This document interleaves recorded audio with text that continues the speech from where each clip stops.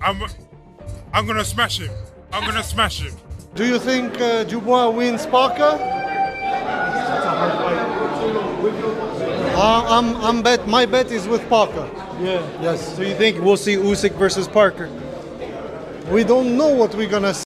I'm going to smash him. I'm going to smash him. Do you think Du wins Parker? I'm bet my bet is with Parker. Yes. So you think we'll see Usyk versus Parker? We don't know what we're going to see after the conclusion of the intoxicating rematch between Tyson Fury and Oleksandr Usyk. Many fans and experts have started to debate about their possible next moves. Meanwhile, Joe Rogan, who was a notable personality in the combat community, shared his thoughts on Usyk's victory, labeling him as one of the best technical fighters of this generation who can triumph under any circumstances or against any sort of opponent, no matter how intimidating or brutal they might be. Joe also praised his ability to outmaneuver some of the biggest fighters in the heavyweight division like Tyson Fury and Derek Chisora despite his comparatively smaller size. Yeah, that us guy is talented. He's so talented. He's so small for a heavyweight too. And he's non-stop movement and his footwork and everything, it's so different than anybody else. Analyzing the performance displayed by both the fighters during this rematch, Joe pointed out the fact that though this time Tyson did show some interest and appeared to land some good shots at the Ukrainian fighter, they were still not sufficient in fulfilling their motive, because no matter how much effort and logical thinking Tyson put behind each of these jabs, they did not reach the mark, and at the end of the day they all fell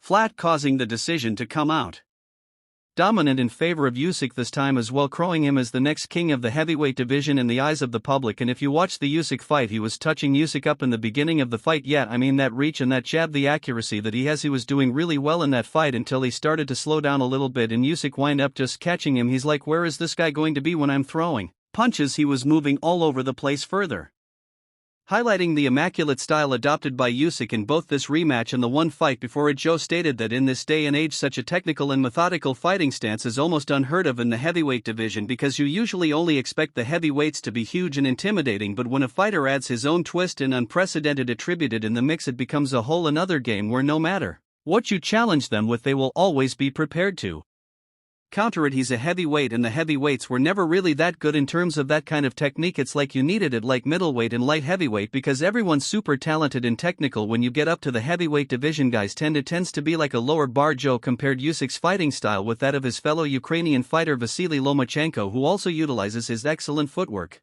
and boxing IQ to get out of tricky situations.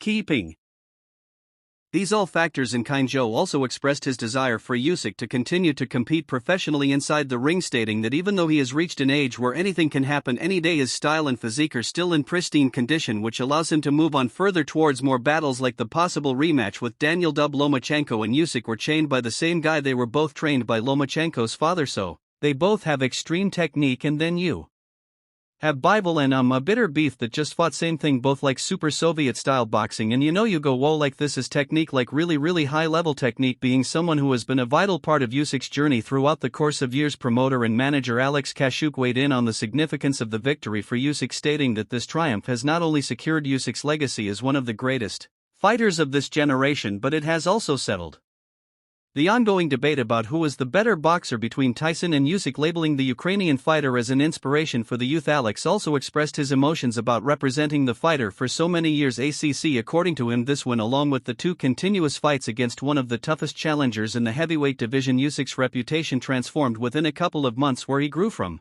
a relatively unknown character to someone who was used as an inspiration to not only the Ukrainian amateur fighter but also the youth around the world who yearn to enter the boxing ring in hopes of fulfilling their dreams of becoming the next champion of the sport. But he is an icon for any Ukrainian. He's the iconic athlete, he's the iconic personality, he is the iconic Ukrainian. That's how people treat him, that's how people feel him, and that's the reason why he is so popular, and why people keep begging him, keep cheering for him, and keep supporting him everywhere. During countless interviews and public statements, Alex also touched upon the comments stating how Usyk was not a worthy opponent and that he is not as tough as people make it out to him, which according to Alex and his team is a ludicrous notion, because even after the first fight many experts and spectators stated otherwise, and that Usyk was able to cement his name in the division, and this rematch has only solidified that claim, that with his sheer determination and hard work over the course of last couple of months, Usyk has managed another magnificent win. Yes, I don't know why, I don't know how, but he did look old for some reason. The biggest key in Usyk winning the fight is hard work. That is the key, is hard work is the key. Not letting this topic slide without highlighting another important aspect. In his interview, Alex shed some light on the incessant efforts from the international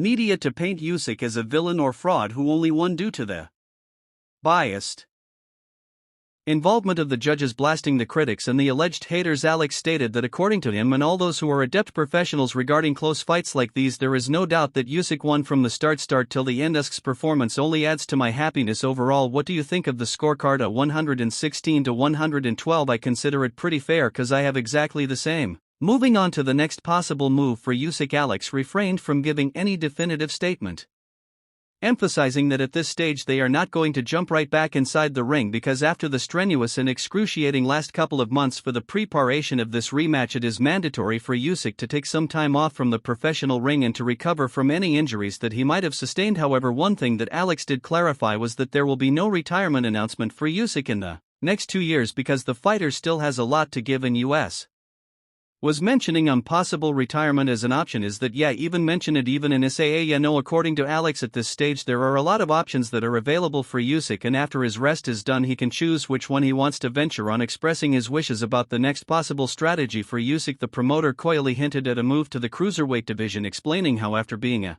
heavyweight for quite some time now and having defeated some of the biggest names in this division, he wants to see the Ukrainian fighter move back to the cruiserweight in an attempt to become the undisputed champion one more time after holding the prestige title once before. If you ask me, I would love to see becoming undisputed in the third time, so that was sit priority over staying at heavyweight. Oh, but it's not like priority is something that I would love to see. What about a move down to cruiserweight? Is that possible as well? Everything is possible or nothing is impossible, dismissing any such talks about a trilogy taking place between Tyson Fury and Usyk earlier next year. Alex stated that if Usyk's final verdict is about staying in the heavyweight division to take on other champions, then the best option for him would be to go against the winner of the upcoming fight between Daniel Dubois and Joseph Parker, set to take place on February 22 next year. Now, although Alex seems to respect his fighter's possible decision about taking on Daniel once again after their fight way back in 2023, he believes that it might not be practical enough based on how the fight on February 22 will most probably go in Joseph's favor due to his superior skills and attributes that tend to overpower the ones that Daniel currently has in his arsenal. Do you think JUA wins? Music.